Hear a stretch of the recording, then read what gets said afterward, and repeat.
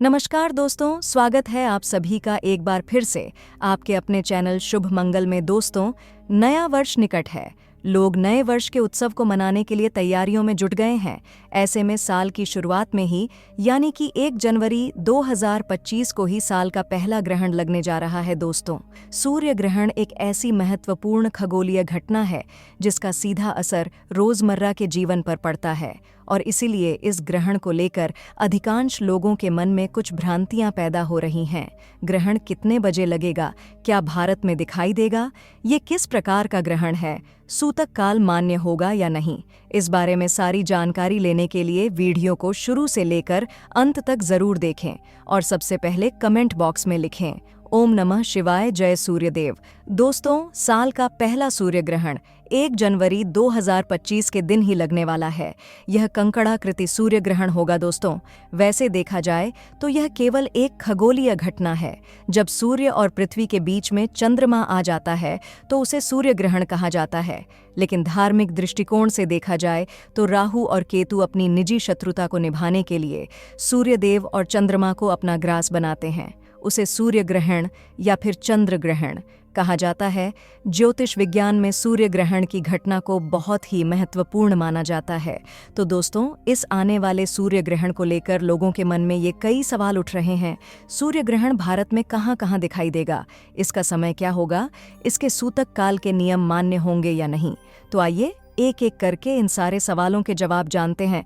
लेकिन उससे पहले आपसे रिक्वेस्ट करते हैं कि वीडियो को लाइक ज़रूर करिएगा, दोस्तों को शेयर कर दीजिएगा और अगर आपने अभी तक चैनल को सब्सक्राइब नहीं किया है तो चैनल को सब्सक्राइब करके बेल आइकन ज़रूर दबाइएगा। दोस्तों, इस वर्ष का पहला सूर्य ग्रहण 1 जनवरी को भारतीय समय अनुसार सुबह 7:05 पर शुरू होगा और इसका समापन दोपहर 12:29 पर होगा। सूर्य ग्रहण की कुल अवधि रहेगी 5 घंटे और 24 मिनट। दोस्तों, यह सूर्य ग्रहण भारत में दिखाई नहीं देगा। इस कारण यह सूतक काल और उसके नियम लागू नहीं होंगे। लेकिन ज्योतिष विद्वानों की माने तो वैश्विक घटना का काम ज्यादा प्रभाव पृथ्वी पर स्थित हर जीव जंतु पर, वनस्पतियों पर जरूर पड़ता है। संपूर्ण पृथ्वी वासियों के लिए सूर्य देवता केवल एक ही हैं। इसलिए अगर भारत को छोड़कर अन्य स्थान पर भी ग्रहण लगता है तो इसका प्रभाव सारी मानव जाति पर जरूर पड़ेगा।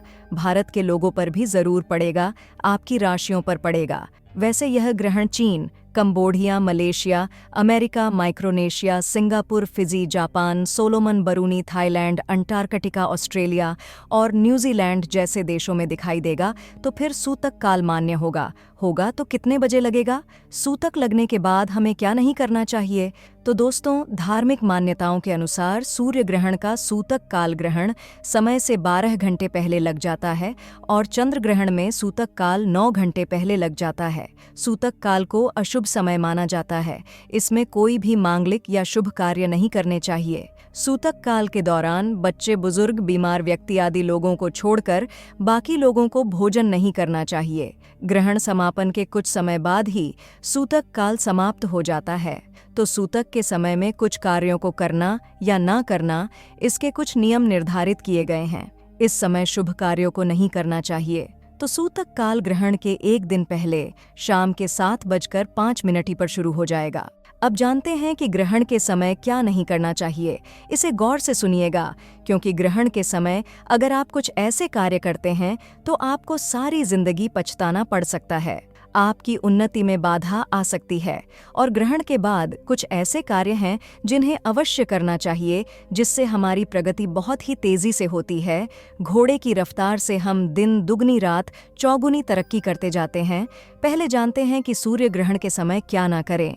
ज्योतिष शास्त्र के अनुसार ग्रहण में सूर्य के ऊपर राहु का प्रभाव बढ़ जाने से सूर्य ग्रसित हो जाता है।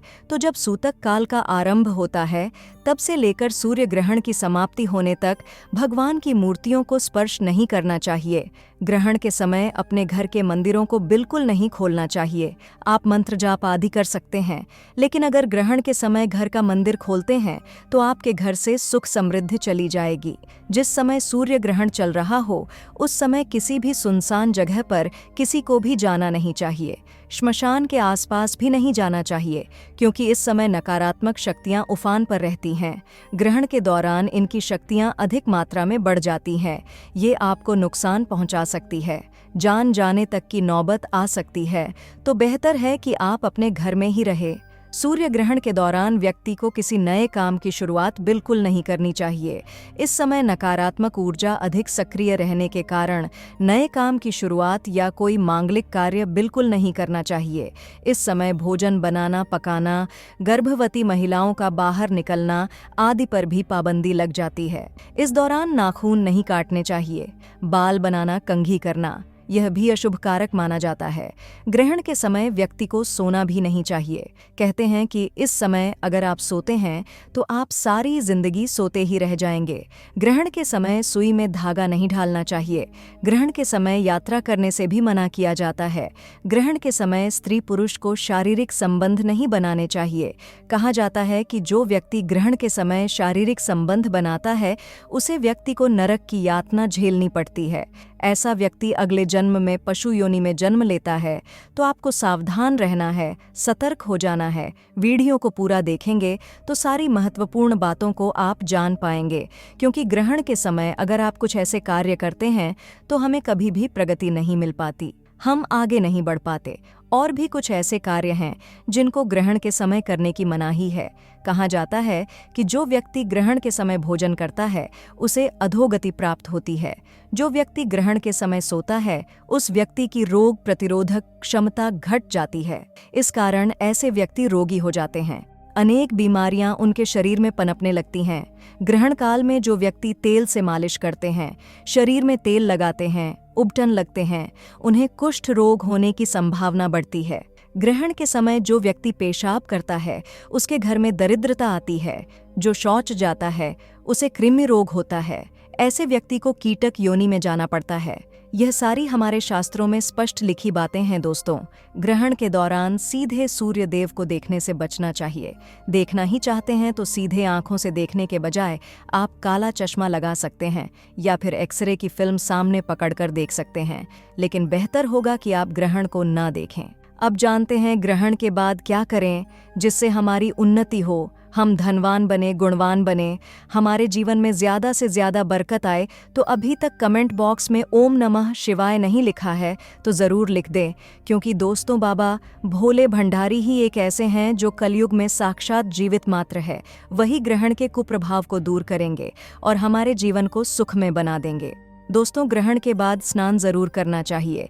शुभ पवित्र नदी जैसे गंगा, यमुना, गोदावरी जिन्हें पवित्र नदियां कहा गया है उनमें स्नान जरूर करना चाहिए। संभव न हो तो आप अपने घर में गंगा जल की 4 से 5 बूंदें नहाने के पानी में डालकर स्नान कर सकते हैं।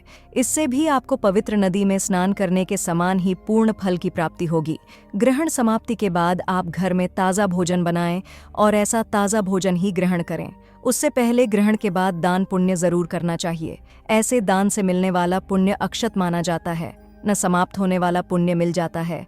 ऐसे दानी व्यक्ति कभी भी जीवन में निर्धन नहीं होते। जरूरी नहीं है कि हजारों लाखों रुपए का दान करें। जो भी आपसे बन पड़े, चाहे आप 1 भी रुपया किसी को दान में दें, लेकिन दान जरूर करें। और ग्रहण के बाद पितरों के नियमित पीपल के नीचे दीपक जरूर जला दें। तिल का दान करें।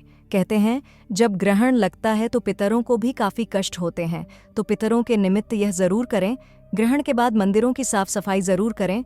मूर्तियों को स्नान कराएं, नहलाकर साफ वस्त्र से पोंछ दे। दोस्तों ग्रहण के समय कुछ ऐसे कार्य हैं जिन्हें हमें जरूर करना चाहिए। इससे हम ग्रहण के दुष्प्रभाव से बचे रहते हैं।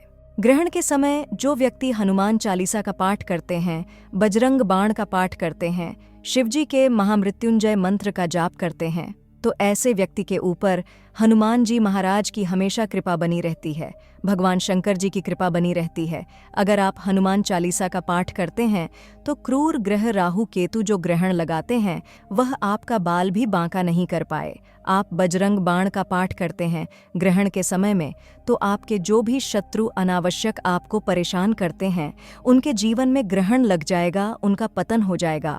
जो व्यक्ति महामृत्युंजय मंत्र का जाप करता है उसका काल भी कुछ बिगाड़ नहीं पता। जाता। जिनकी कुंडली में सूर्य ग्रह कुपित हो, उन्हें इस दिन सूर्य अष्टकम स्तोत्र का पाठ करना चाहिए। इससे सूर्य मजबूत होता है। व्यक्ति के आत्मविश्वास, मान सम्मान और बल में वृद्धि होती है। तो ग्रहण के समय इस प्रकार के शक्तिशाली मंत्रों का जाप जरूर करना चाहिए। और अगर किसी मंत्र को सिद्ध करना चाहते हैं, लंबे समय से अगर मंत्र सिद्ध नहीं हो पा रहा है, जैसे आपको गुरु मंत्र मिला है, इष्ट मंत्र मिला है, तो उस मंत्र का जाप जरूर करें। ग्रहण के समय में जपे हुए मंत्र अति शीघ्र सिद्ध हो जाते हैं, तत्काल प्रभाव दिखाना शुरू कर देते हैं। अब अगर आपने ग्रहण लगने से पहले खाना बनाकर रखा है, तो उसका क्या करें? तो कुछ तुलसी के पत्ते पहले ही तोड़ कर रखें, या गिरे हुए पत्ते भी आप इस्तेमाल कर सकते हैं। तो ऐसे खाने में 4 से 5 तुलसी के पत्ते ग्रहण से पहले ढालकर रखें। ऐसा भोजन दूषित नहीं माना जाता। थोड़ा सा गंगा जल छिड़क दें, फिर उस भोजन को आप खा सकते हैं, या फिर ऐसे भोजन को नदी में विसर्जित कर दें, या किसी पशु को खिला सकते हैं। इसे पाप नहीं माना जाता। उम्मीद करते हैं आपको जानकारी पसंद आई होगी। ऐसे ही धार्मिक जानकारी दिलाने वाले वीडियो देखने के लिए चैनल को सब्सक्राइब करें, बेल आइकन को प्रेस करें।